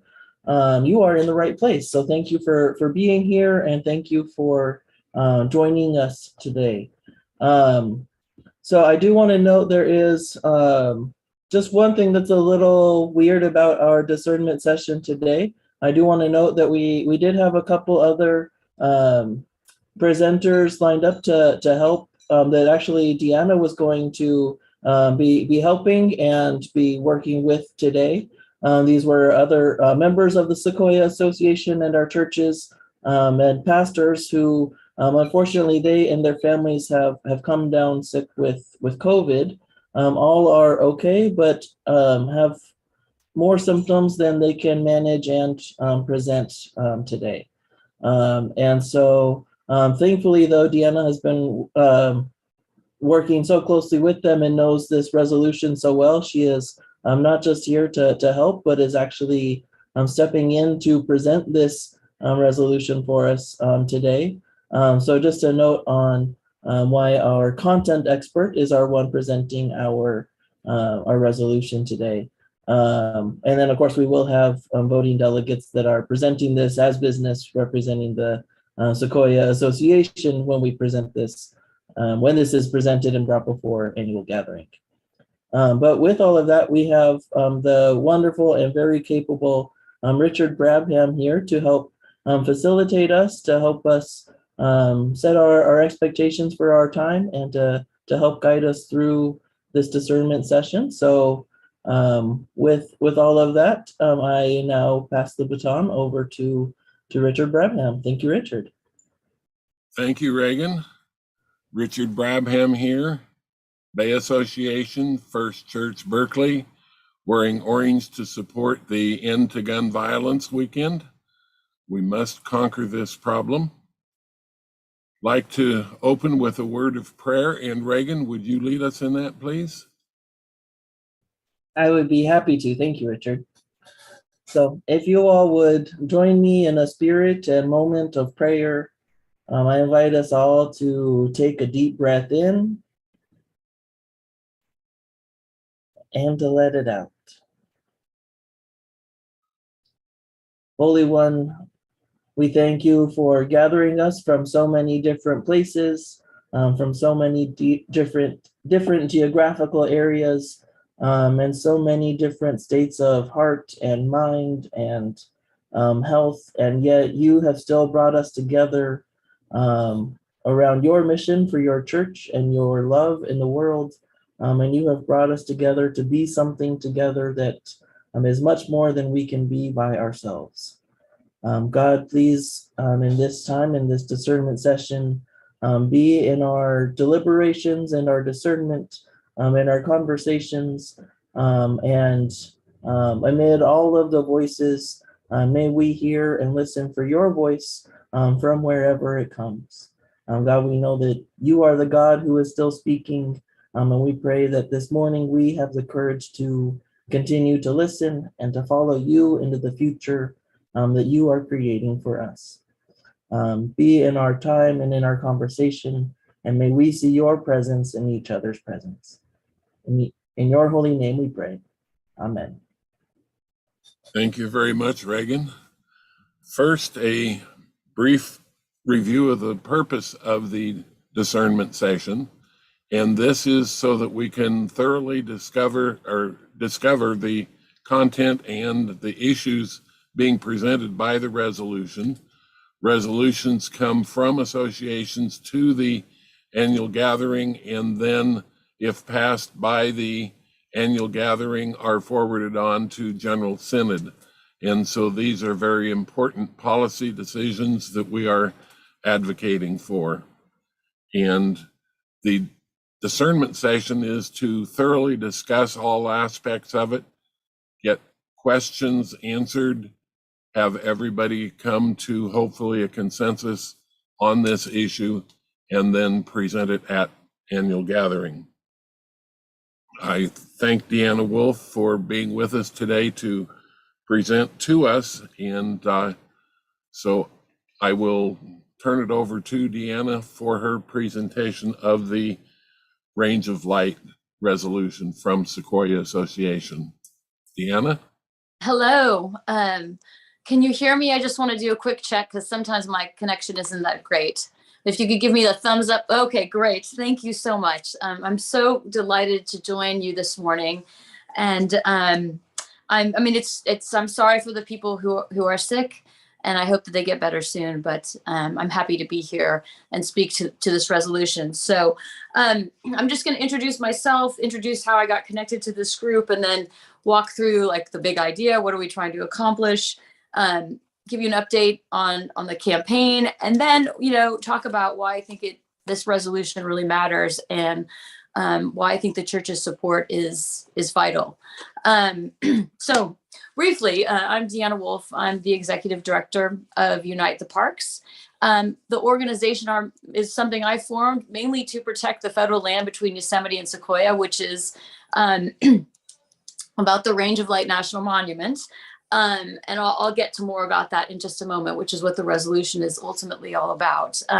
But I got connected to this group from Pastor Chris Breedlove, who's someone who's a good friend of mine, and he's on the advisory board. And he connected me with Akiko and Kim and Bill and Julia and Rodney Zook, and they have been amazing and came up with this idea to have this resolution. So I am really delighted to have their help and to have this opportunity. So I just wanted to say thank you, first of all. So now to the business. What are we trying to do here? So the Range of Light National Monument is a big proposal. The idea is to protect the federal land between Yosemite and Sequoia Kings Canyon National Parks. So you have Yosemite here, Sequoia Kings Canyon here. Just imagine this in your mind. And in the middle, there's this missing piece, which is the Sierra National Forest, and a little portion is the San Joaquin Gorge. But it's a big area. It's big and it's really special. What makes it special is that it sits between the two parks, but it's also in the center of the longest interconnected wilderness in the lower 48. So pretty much in the contiguous US, this is the only place that has that much wilderness connected. It's an amazing thing that we have in the Sierra Nevada, and it's an incredibly diverse place. So, and it's beautiful, of course. So it's between the two parks. There's this missing piece in the center, and it's a big missing piece. So how big? 1.4 million acres. So for context, that's about twice as big as Yosemite. So the big idea is to protect that chunk, connect the parks, create an interconnected migratory corridor for wildlife, and a wonderful place for people to go recreate. And we're going to call that the Range of Light National Monument. So I've been working on this campaign for almost 9 years, excuse me. That's a long time. And I started by doing grassroots campaigning, that is going from business to business, door to door, trying to build support, which I thought would be really scary, and it was, but I made a lot of friends, and it actually turned out to be really rewarding. But the first question that people would ask me, and I know some of you have heard this story, so you're going to have to hear it again, unfortunately, but it's pretty important because it's, why am I here, right? Why am I arguing for this and trying to make this happen? And it all comes down to these two events in my life. One took a lot longer to happen, but one was pretty sudden. And it happened in the area that I'm trying to protect. So when I was a graduate student, I'll tell you the story, and then we'll move on to the details, but the embarrassing story. I was a graduate student and I had to pay for grad school. So I got a job as a waitress at Tenaya Lodge, which is in the proposed Range of Light. Some of you are probably familiar with it. Anyway, I rented a room from a couple in Oakhurst. I didn't really know much about them. It turned out they had issues with drugs and alcohol, and there was domestic violence problems. So I came home one day and the police had been called, and he threatened to murder her, and he'd driven his car in her vehicle, and it was just like, no, total mayhem. So I thought, I'm not safe here, I better leave. But I had no place to go. So I went to the woods and pitched a tent. And I didn't tell anyone at work about this because I don't want to lose my job. I just kept my things in a locker at work, and I showered there. And then at night I would drive down this dark dirt road to this flimsy island contraption, which was my new home. And I was pretty afraid, actually. I just had never done anything like that before. So I had weapons. I had a cooking pot. I had laundry bleach. And I was like, someone comes by, I'm going to hit him with a pot, bleach in the eyes. That was the plan. But okay, I never had to use these weapons because instead of having this terrible experience, I would wake up every morning with the sun and the birds singing and the sound of water and the smell of pine. And in a month, I was so poor. I'm living out of my car, essentially, in the woods, and I never felt better in my life. It was like I had no concept of joy until this time. And nature was just incredibly powerful. It was, to me, like, I can't express it in words how much I felt connected to the world around me. And so I thought, okay, nature's really important, and I love this place. I'm going to get to know it better. So this was like this big turn for me where everything kind of shifted to be getting to know nature better, and particularly the Sierra Nevada. But then I also had the other part of me that was like, I just need to go someplace that's just like California and has a Sierra Nevada, but doesn't have any of its problems, like cost of living, pollution, all the things that we see all the time around us. I'm like, I'm going to go somewhere else. So the less mature part of me went off chasing also that idea. And I spent 10 years doing that. And I kept coming back to the Sierra Nevada and thinking, no, it's just, there's nothing quite like it. I mean, the giant sequoia is only here. It's beautiful. I love this place. And of course, it's declined a lot. And now everybody else is aware of the declines because we've got the beetle-killed trees, we've got drought, we've got the fires. I mean, so before all that, I noticed a lot of other problems. We have a lot of garbage out there. So I thought, okay, I need to do something about this. And the problem that I think is out there is really right here. And I need to turn this around and change my attitude. And so I did. It took me 10 years, but I did. And once I did, I was committed to the idea of making this Range of Light National Monument happen. So bringing you to today, hopefully you can still hear me. Raise your hand if you can't. You can hear a good thumbs up. Okay. So I started doing the campaigning, built this organization around, we'll unite the parks around the idea of the grassroots support. And so most of the people on the advisory board are people who are my friends, people from the community who helped me. And then with their support, we now have 154 businesses and organizations in support. We got the California Democratic Party in support. We got the DNC in support, 21 members of the House. I mean, there's a lot of support going on, which is great. And I'm excited about that. So what we're trying to do, the big picture idea of what we're trying to do, and then we're going to get to this resolution and why I'm asking for your support, is to stop using this landscape for industrial uses, like stop the logging, mining, and all those other things that we're doing that are disrupting the habitat, that aren't restoring it, and that are not good for the climate, not good for fire, and all those other things. So instead of doing those things, we're going to restore the environment, plant trees, build trails, put up picnic tables, and make this into a recreational paradise for people, and a place for wildlife to also flourish. So that's the big idea. And that requires policy changes at the highest level of our government. So there's a lot of work there. So why the resolution, and why come and ask for your support? I think this is really, really important. The civil rights movement is one of the most powerful movements we've had in our country for change. And it was led by the church.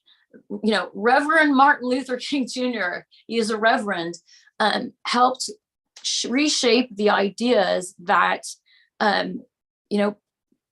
Black people should be able to sit wherever they want on the bus. They should be able to go wherever they want. And that makes perfect sense to all of us now, right? So I think when you're looking for a fundamental change in values, it's really important to get the church's support. And what is that fundamental change? Well, I think we need to spend some effort trying to protect the environment so that we have a future. And from my perspective, when you have that experience of joy, you want other people to have that experience too, which means there has to be a landscape there intact for them to enjoy it. And, so this is a whole package of restoring the landscape as soon as we can, but knowing that it may take 100 years for it to come back to what it once was. But I'm willing to do the work now, and in the hopes that future generations will be able to benefit from that. And so that's why I think it's really important. And I think your support is really important. And the resolution is an opportunity to begin talking about the importance of taking care of nature and taking care of each other, and making that a priority. So that's the big picture of my ask. I'm really, again, super grateful to spend this time with you, and happy to answer questions. And I hope you can support the Range of Light resolution and the Range of Light National Monuments. And like I said, thank you so much from my heart to yours. I'm delighted to have this opportunity, and I'm happy to move on to the next steps and answer questions. So that's all I have for now. Thank you. Thank you so much, Deanna. And what a testimony to dedication and to climate change and to preserving the world. And thank you for all the work you've done.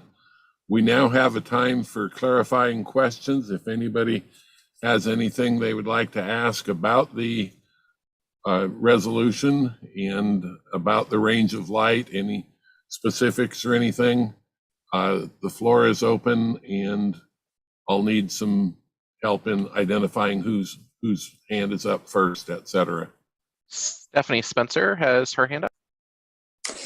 Hi, everyone. Thank you so much for that wonderful description of the history and the purpose of the parkland. I don't really have a question, but I have a comment. As it was presented, I couldn't support it more. And I also want to say that the things that I learned in the presentation don't seem to be included in the resolution. So when I read the resolution, and I read it fairly carefully, I was like, I can't disagree with any of this. These are amazing principles. This is a wonderful thing for the church to support. And what I didn't get from reading the resolution was this goal is to preserve one of the largest stretches of wilderness, or the largest unprotected stretch of wilderness in the lower 48. This will be a wildlife corridor. So my suggestion is to include those things in the very first paragraph, the summary of the resolution, and perhaps even to add a tagline to the subject, to the title. I mean, range of light, this is just, off the top of my head, something like this, range of light to create and protect the largest stretch of wilderness remaining in the lower 48, which can be an important wildlife corridor, and, add to, combating climate change, something really clear. Yeah. I mean, if I hadn't tuned in today and I only heard or read the resolution, I would say, wonderful, another fabulous statement of our theology and our values. What are we going to do with it?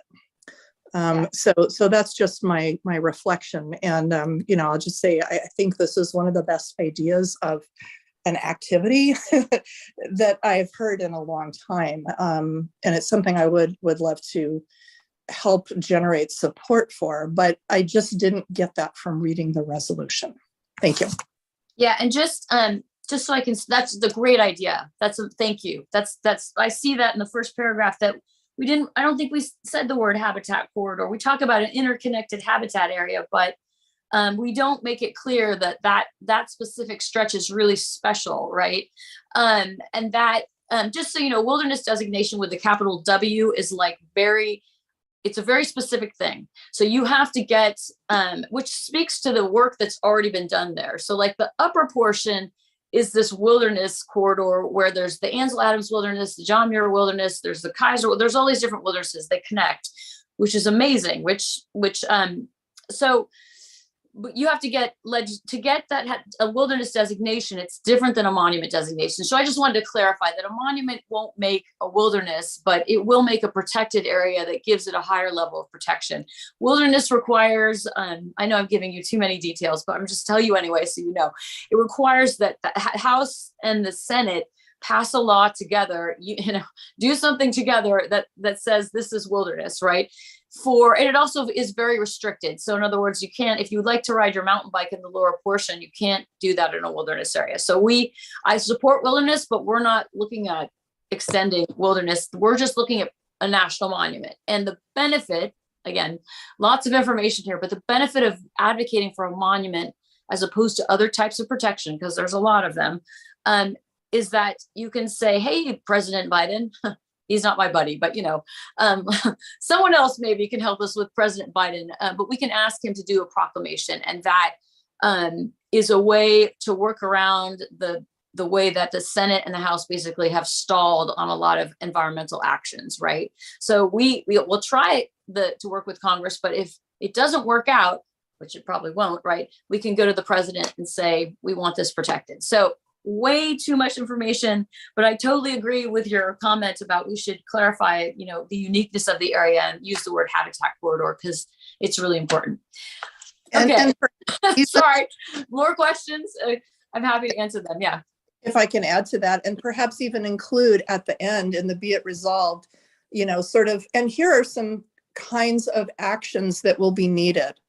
I mean, people need to know what has been done, what the potential next steps are, what the advantages are, or have an addendum to the resolution that explains all of that. I think that's all really helpful.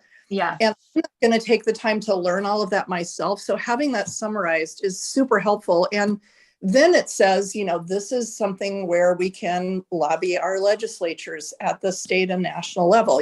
This is something where whatever, but I mean, concrete steps maybe, and say this isn't exhaustive, but these are the kinds of things that would really make a difference, because you've done all of this amazing work and research and understand the strategy, and it's super helpful to have that transmitted in a really effective way with a summary, so that those of us that aren't taking the time to learn all of the ins and outs of the legislative process and advocacy process can know where we can plug in. So thanks so much. Thank you. So you think an addendum sort of like that gives more of this information? Yeah, I'd be happy to do that. Because yeah, it is a little bit, I mean, this is not just, it's not common knowledge, people don't know what wilderness W with the capital W means, and anyway, so yeah, I'd be happy to do that. Yeah, makes sense. And thank you so much. And don't be afraid for giving information. That's how we learn. So Yeah. everything that you can tell us that will help us understand and learn is greatly appreciated. So no need to apologize. Yeah, Next. I just want to put you to sleep, because I can dive into the policy and then I'm like, yeah, people are probably taking a nap right now. So, but I'll try to, provide what the best information and keep you awake at the same time. So. Thank you. All right, we've got 3 hands raised. Epi, then Valerie, then Jay. Epi. Yeah, well, thank you, Dina. My goodness, thank you for sharing that beautiful and yet sad experience. But I think it's one of those things that is an eye opener. What you're doing is, I would say, preserving God's creation. And it can go, and can go beyond that. And I thank you so much. And keep on going. My gosh, you need advocates. I'm one of them. Great. Yeah, I don't have anything to add. Stephanie has added more. So beautiful. Thank you so much. Okay, thank you. Thank you for the positive words. I really appreciate it. All right, Valerie's hand is next. I completely agree with Stephanie. I sort of got lost reading this initiative and was trying to understand why it was coming to annual gathering, except to get support mentally, because I didn't see any monetary thing. I'm just trying to understand why we are spending this time on something that's the Sequoia Association. What do they want from us as a conference? I did not get that out of anything that I read. To that, can I ask a question? Because I'm not as familiar with how things are normally run. I'm just learning, right, about the process. So I can tell you, what I need. I mean, what the proposal needs. And then maybe you can kind of help me figure out how to make the best use of the time and the fact that this is something that a lot of people have worked on. So. So I will just to before you jump in, Dan, just to maybe answer the process part of that before jumping to answer Valerie's question. So this time and today as a discernment session is probably best used for us as a listening and hearing these concerns and especially what is unclear and can be clarified, and then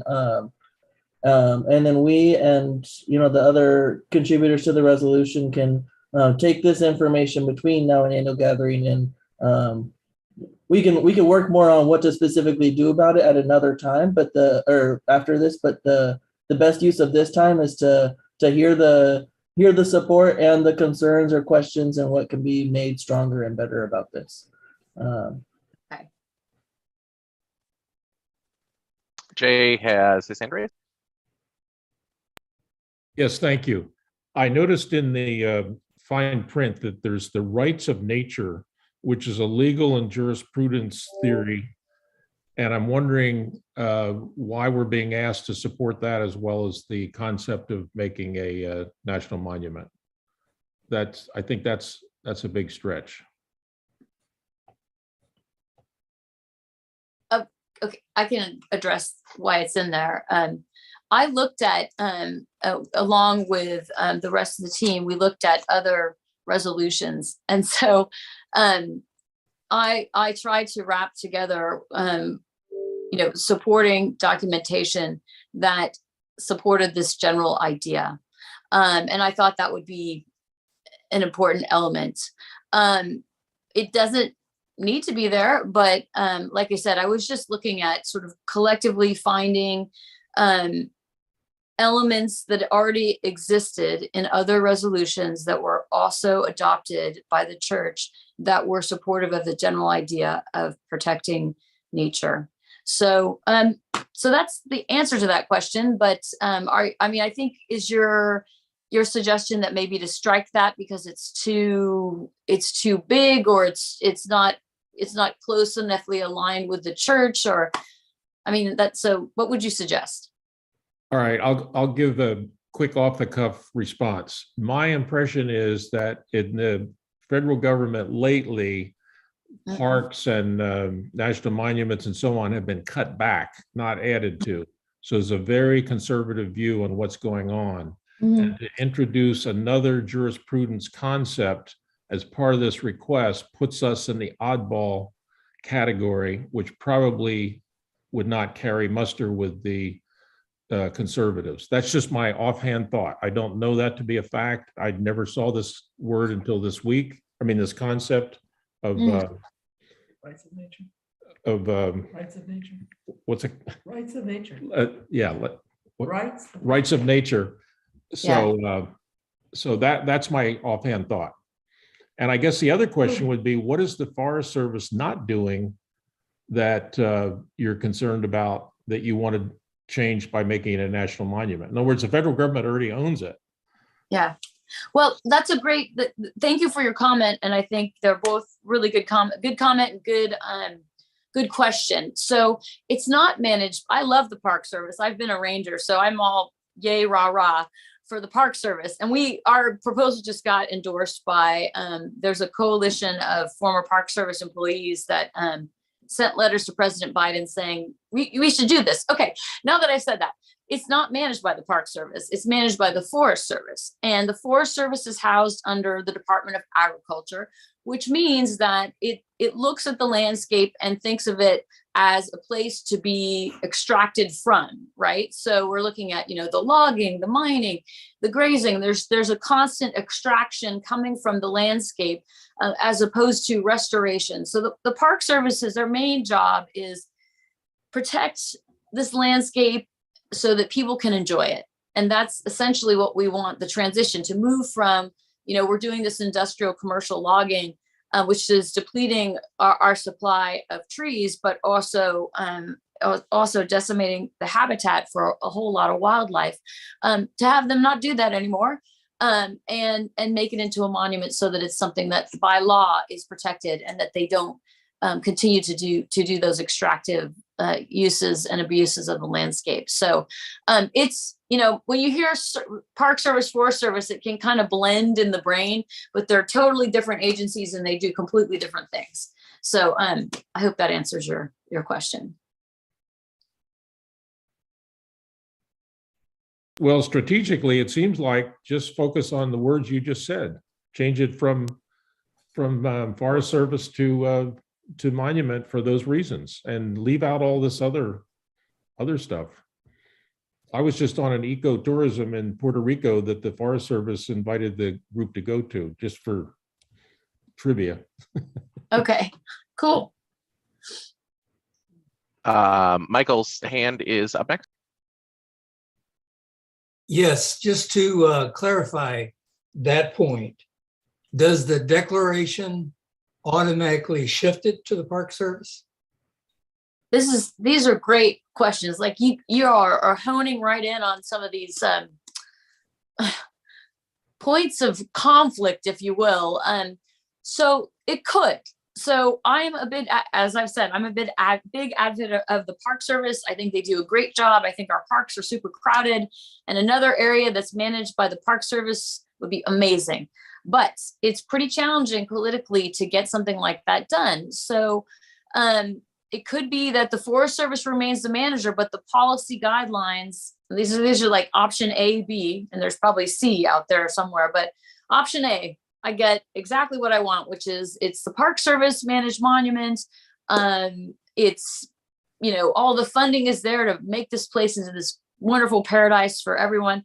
Okay, that's A. B is, okay, I get pushback in DC and they say, we're not going to switch the management agency, but we're going to give you that we won't log here anymore, So it just depends. I hope there's what I hope for, there's what I'm working for. And then there's the whole battle that awaits in DC. And once you get there, they have a different set of priorities and a different perspective on what needs to happen. So my job as an advocate is to say, these things need to happen. But anyway, so that's the kind of Okay, mix. well, that's clarification.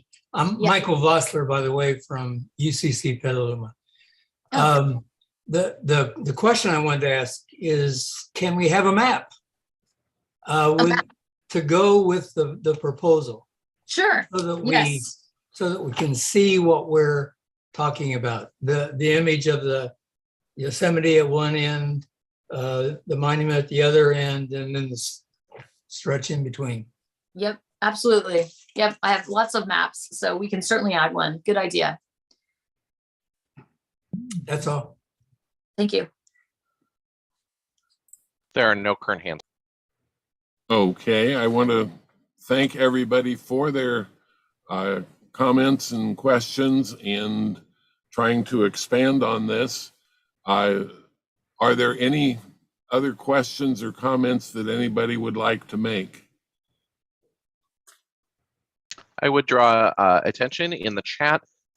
Jeff Spencer has shared with us that Niles Discovery Church in Fremont will be doing a virtual screening of Invisible Hand documentary coming up here soon. The information is in the chat. Okay. If it's possible, I'd like to just summarize what I think I've heard today, and then is that okay if I do that, to just ask for, like, hey, did I get that right? Did I hear you? And then if I didn't, if people were able to respond, is that okay? Certainly, that's what I was going to do, but it's better that you do it so that it's very clear what you heard and what you think the action steps from your standpoint are. So. Okay. All right. So thank you. I'll try. So we want a map. That makes perfect sense.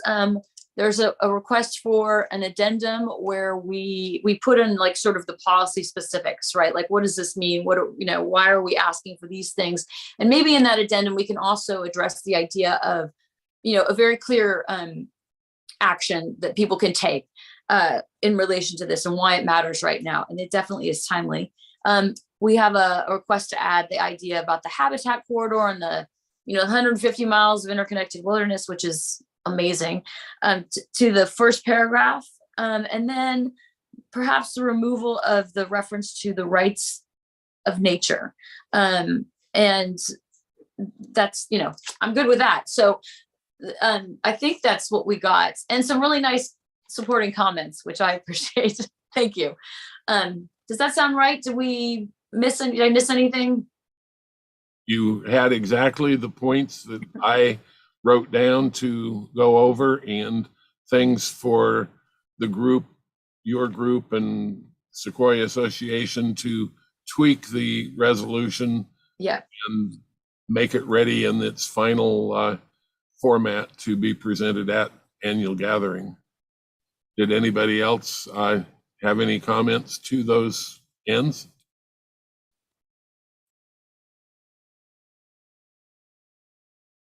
Hearing none. Let's see. So do we have a consensus to incorporate these points back to the group and send the resolution on to annual gathering? There is a hand raised from Katie Taylor. Yeah, I just wanted to offer a kind of general observation about the proposal, and it's that I was reading it, and maybe it was just a long week, but to me it just seemed kind of sprawling. That last part about, I kept asking myself, what will I bring back to my church to tell them this is what we need to do? And I really wasn't sure. I mean, I knew that the proposal was about the Range of Light National Monument, but I wasn't sure what that meant for our congregation. And so, I don't know, I think that second half is kind of sprawling, and it was a little hard for me to digest it all. So if there's some way that could be sort of, organized or I don't know, pruned, I don't know. It was just kind of big, and I kept wondering, what does this have to do with the range of light, sort of. So anyway, but I consider myself an environmentalist, so my heart is with you, and I really love what you're doing, so thank you. Was great comment, and I think that's wonderful feedback. So yeah, wonderful feedback. Yeah, we can definitely clarify actions to take, assuming that it's within the realm of the resolution and the rules, which I'm still learning. So absolutely, thank you. Mary Liz has a hand raised. Hi, I have a question about the funding. So that line didn't make any sense to me at all. So now that I understand that this is an area that's currently Forest Service, and I'm very aware of the difference between the Forest Service mandate and the Park Service mandate. And I think that would be really good clarification for a lot of people who don't live every day with the difference between the Forest Service and the Park Service.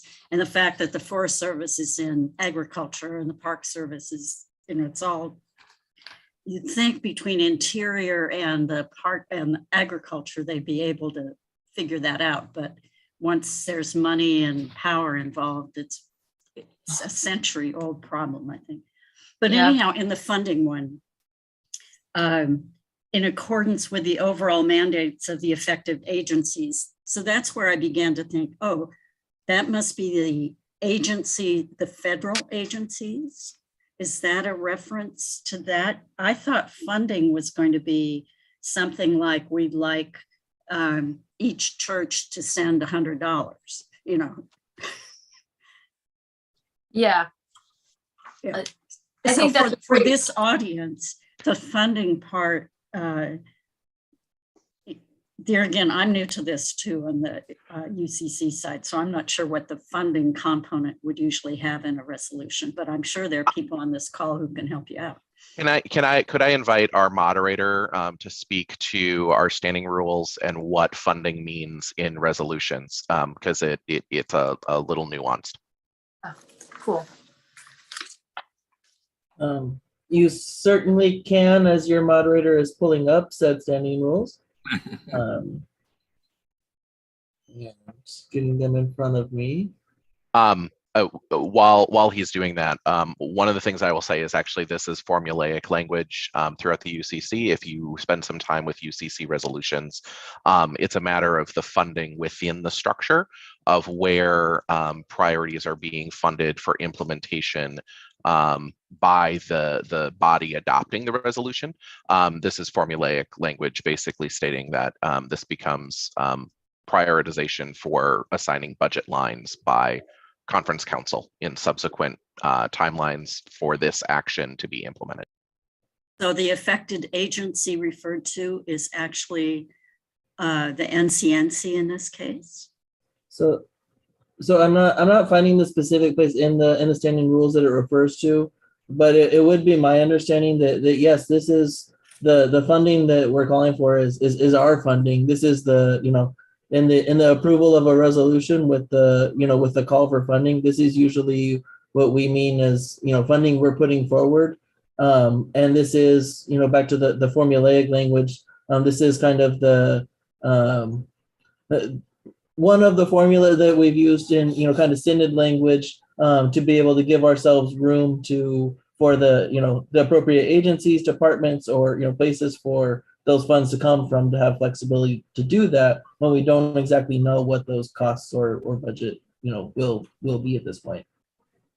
So they're UCC agencies as opposed to Department of Agriculture, Department of Interior. The funding is calling for, for funding from our own conference resources, not from, this is not our funding recommendation would be in our, if we're calling on the government to distribute funding in a specific way, that would need to be worded in the therefore be it resolved section, not in the funding section. Oh, okay, thank you. Michael has his hand raised. Yes. First of all, Deanna, this is a great example of what I think we're talking about when we name the Holy Spirit. You are an instrument of the Holy Spirit. The Sequoia Association becomes for the conference an instrument of the Holy Spirit regarding this issue. Then I'd want to say, be it finally resolved, it would be really helpful, because we listen this way, that you designate what it is you're challenging the conference to, what it is you're challenging congregations to, and what you're challenging individuals to. So like to differentiate. Yes. Between, okay, that's great. I mean, assuming that that's, again, within the rules of what we're supposed to be doing. So you said congregation, individuals. You're go talking forth. about the conference, what you're challenging the conference to do, what you're challenging the congregations to do, Okay. what you're challenging individuals to do. Okay, differentiate. Okay, thank you. Deanna, also, just so you know, and for your information, this is being live streamed and recorded, and we're going, part of it too, we are coming back to it too, to come specifically back to make sure we gather and harvest all of these questions, so that when we sit down, we will have all of these in front of us. Okay, fabulous. I'm just, it's helpful for me to take notes, because it also helps me digest what's being said to me. So I'm taking notes, and because I want to make sure I'm actually understanding in the moment as well. So thank you. Understood. Wanted you to know. Appreciate it. Yeah. I don't know if, Michael, if your hand's raised because you have more or not. You're holding your physical hand in such a way that I don't know. Thank you. Not seeing any other hands. Do you, Daniel? Nope, our queue is clear. Okay. Seeing no further hands, are we still at consensus to move this forward to annual gathering with the suggested modifications?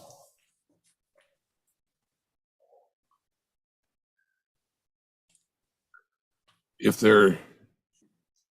I'm seeing thumbs up. Thumbs up is a good way. Of course, on this format, can't see a lot of thumbs up, but if there are any objections, please voice them. Otherwise, we'll consider it consensus. And I want to thank everyone for their thoughtful comments and considering this, and look forward to seeing you at annual gathering, and whether it be hybrid or in person. It's going to be an exciting time, and I want to thank Deanna for all the work that she personally has done for all these years and bringing this, and the Sequoia Association for their work in promoting this idea. Thank you. And if there are no further business from me, I'd like to offer a word of prayer and closing for my part. Loving and gracious God, we thank you for giving us instruments of your Spirit to work with. We thank you for the world and for its wonders. And we thank you for the opportunity to protect and preserve it, not only for our own enjoyment, for the enjoyment of generations and generations to come. We ask you to be with us in all of these endeavors. Bless all of those who have been with us today and all those who were not able to attend, and bring us safely to annual gathering. And we ask all of these things in your precious name. Amen. All right. Thank you, Richard. I just want to say a couple of things in closing, and we will be concluding well early today. I just want to say, first of all, thank you to our facilitators, for Richard for this session, and to Epi and Cabo for our first session this morning. Thank you both for steering us all so capably and so well. We are very grateful for it. Thank you very much also to our presenters, to Deanna Wolf for stepping in and giving such a powerful witness and presentation, as well as to Rob and to Barbara with a little less exciting but no less important material with our bylaw change and our proposed budget, as this is all the things that work together to enable our work all together. I just want to, before closing, ask if Daniel, who has been making posting additional items in the chat that I hope you're following, if Daniel or Diane have announcements before we adjourn for today. I'll jump in with the pieces that I was dropping in chat, especially for anyone on live stream, although nobody is currently on live stream, but there is a recording of it, so we want this to be available for them. For those of you, all of you, everybody who is received this means that you are registered for annual gathering.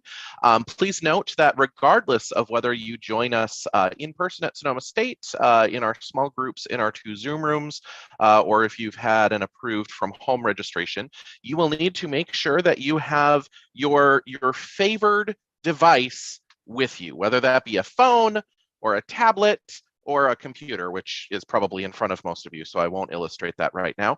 Regardless, you will need one of those with you. We've been using the Guidebook app as our event app for a while now. We'll be using that once again. However, we have an all-new electronic voting system, and you will actually be voting through your device. So if you do not have a device, you will not be able to vote. If you are connecting through Zoom on a computer, you can certainly have Zoom and the tab open for voting. That's totally fine. But for if you're going to be in person, do make sure that you bring a device with you. Again, it can be a phone, mobile device, a tablet, or a computer. But regardless of where you are, you will need to bring that to vote. You will be receiving emails directly from our 2 vendors, from Guidebook with information on how to download and connect to Guidebook, as well as from an organization called Election Buddy, which will provide information of how to connect to the voting system and your credentials. Those will be emailed directly to you from those vendors within the next 2 weeks. So as you see emails coming in your inbox or in your junk mail folder, just know that if it's from Guidebook or Election Buddy, that is not a joke. And once we know those emails have been sent out, the NCNC office will be sending you a message as well, just to let you know to look for those. Those will be coming at some point in the next 2 weeks. For the rest of you who have other questions about annual gathering preparation, if you will be connecting through Zoom from home, you will be receiving that information in your email from NCNC UCC events address. Similar to the information for this, you'll be receiving that the week of annual gathering. So you will receive the information for the meeting room and how to connect to that the week of annual gathering. We'll also be sending information for those who are attending in person related to the particular sites and what applies for that. So we won't be sending information about parking at Sonoma State to our Zoom room participants because we presume you don't really care. But those will be customized for the site that you're at. And again, will be sent out the week of annual gathering. If you have any other annual gathering questions, if you have a question about your registration, if you have a question about any piece of our COVID vaccination protocol, or if within 10 days prior to the event, which is coming up here soon, you test positive for COVID, even though you were registered for in person, we don't want you showing up in person. We want you to be at home. We will convert your registration to being at home. But all of those questions related to annual gathering, please contact Nicole in our office. And as early as you can in this week is better. Her phone number and email I will be dropping here in the chat in just a moment. Those are all of the announcements that were on my pre-typed thing. I know our moderator invited Diane to jump in, so if I've forgotten something else, I'll let her add. And I invited, just before Diane, I invited Diane. I also didn't want to include our other conference staff who was with us. So if Davina, also if you have any announcements from Davina, also would like to include those. Sorry, Diane. No problem. Yeah, just a quick note. Daniel said within 2 weeks. I'm going to say less than 2 weeks, because 2 weeks from today will be our business session at Annual Gathering. I'm really looking forward to seeing everybody, and either online or in person. It's been a long time since 3 years since we've actually held an in-person annual gathering. So I am very excited that we're going to have an opportunity to be with one another, and just very grateful for all of you. I do ask for patience and grace over the next 2 weeks. This will be our first annual gathering where our beloved Joy Davis is not at the helm. Nicole Nunnery has been with us less than a year as our and now as our conference administrator, and she's doing an amazing job of learning all of this and trying to understand this, but she's not even seen the campus at SSU yet. So we thank you for all the grace and love you have extended to her, and ask that you continue that over the next couple of weeks, as all of us are doing our best with our amazing annual gathering planning team to make this a wonderful annual gathering as we finally get to come back together. So thank you all, and thank you all for making the time to be here today. Davina? I don't have much to add. Just thank you all for being here today. And as already spoken, look forward to seeing and breaking bread with you all at lunch and breakfast and in passing, and those who will be in person.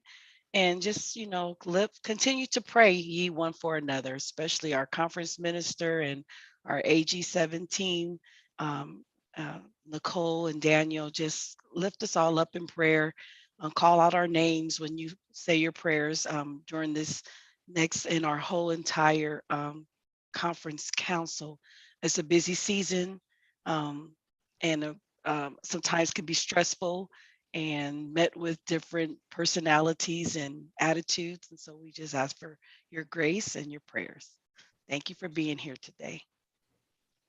Wonderful. Thank you, Davina. And Reagan, can I say something?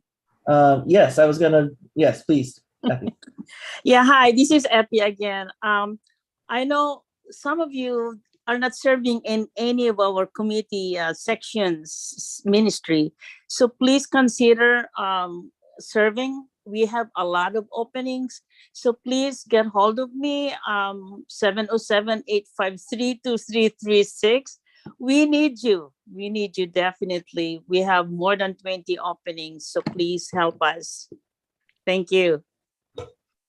Wonderful. Thank you, Epi. Again, thank you everyone for taking time out of your Saturday to be with us today. And look forward to our time a couple Saturdays from now. And just less than, yes, committees are meeting remotely, is a question from Stephanie Spencer. And so, yes, they are meeting remotely and continuing to, as far as I understand. Hopefully that can work with some people. Thank you all. I am so excited to be with you all. I hope your anticipation and excitement is growing for annual gathering as well. And can't wait to be with you all once again. So blessings, everyone. Go out today, go out with pride and peace. Go in peace, everyone.